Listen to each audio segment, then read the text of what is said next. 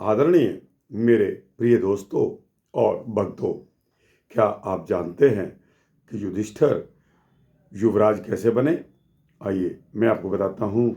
दोस्तों, यह एक सूक्ष्म वृत्तांत है, अतः आपसे निवेदन है कि बने रहिए। इस वृत्तांत के अंत तक मेरे साथ आपका भी परोपकार होगा। दोस्तों, पांचाल नरेश के साथ जब युद्ध में पांडवों ने विजय प्राप्त कर ली, दोस्तों यह गुरु द्रोणाचार्य के कहने पर इनकी पांडवों की तथा कौरवों की परीक्षा थी और गुरु द्रोणाचार्य अपना मतलब हल करना चाहते थे। जब पांडवों की ट्रेनिंग धनुर्विद्या सीखने की पूर्ण हो गई तो गुरु द्रोणाचार्य ने पांचाल नरेश के साथ युद्ध करके उसको गुरु द्रोणाचार्य की शरण में लाने के लिए कहा। दोस्तों, युद्ध में पांडवों ने विजय प्राप्त की। पांडवों ने कौरवों पर अपनी श्रेष्ठता भी इसी समय साबित कर दी थी। भीष्म पितामह पांडवों की वीरता से विशेष रूप से प्रभावित हुए।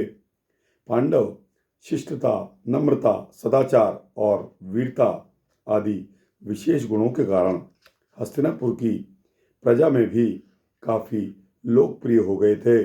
सभी उनकी प्रशंसा किया करते थे। दूसरी तरफ दुर्योधन बाल्यकाल से ही उद्दंड और दुष्प्रवृत्ति वाला था। इसमें उसके मामा शकुनी का विशेष योगदान था। दुर्योधन हमेशा पांडवों को नीचा दिखाने के लिए षड्यंत्र करता रहता था। गुरु द्रोणाचार्य के आश्रम से लौटकर आए हुए कौरवों और पांडवों को 1 वर्ष बीत चुका था। ज्येष्ठ पुत्र युधिष्ठिर को हर तरह से योग्य मानकर भीष्म पितामह ने उसे युवराज घोषित करना चाहते थे। उन्होंने दरबार के सभी के सामने युधिष्ठिर की सहनशीलता, नम्रता, निष्पक्षता, सत्यवादिता के बारे में तारीफ करते हुए उनके राज्याभिषेक की इच्छा व्यक्त कर डाली। यह सुनकर धृतराष्ट्र को कुछ अच्छा सा नहीं लगा, क्योंकि वह अपने बेटे दुर्योधन को युवराज बनाना चाहते थे, पर वे चाहकर भी भीष्म पितामह की इच्छा का विरोध उस समय नहीं कर सके। इसलिए उन्होंने झुंझलाते हुए युधिष्ठिर को युवराज घोषित कर ही दिया। दोस्तों, घोषणा सुनकर दुर्योधन जल भुन गया, किंतु पिता को मौन देखकर वह चुप रहा। उसके मामा शकुनी और उसका मित्र कर्ण यह अच्छी तरह जानता था और उनको भी यह बात अच्छी नहीं लगी।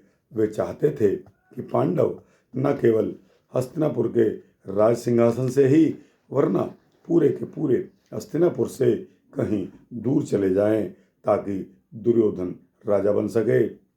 युधिष्ठिर के युवराज बन जाने से दुर्योधन बहुत दुखी रहने लगा। उसे ऐसा महसूस होता था कि वह हस्तिनापुर का राज सिंहासन उसके हाथों में आते आते फिसल गया है।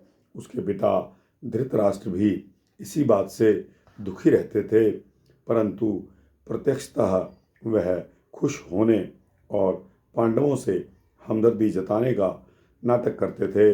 दोस्तों, दुर्योधन पांडवों को अपने रास्ते से हटाने के लिए नए नए षड्यंत्र करने लगा। इन्हें फलीभूत करने में उसके मामा शकुनी तथा मित्र कर्ण और भाई दुशासन उसकी भरपूर मदद किया करते थे। तो दोस्तों, आज का यह सूक्ष्म वृत्तांत युधिष्ठिर युवराज कैसे बने यहाँ समाप्त होता है।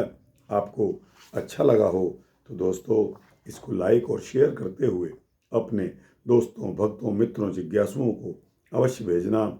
इस चैनल को सब्सक्राइब करेंगे तो आपको इसी तरह के सूक्ष्म वृत्तांत मिलते रहेंगे।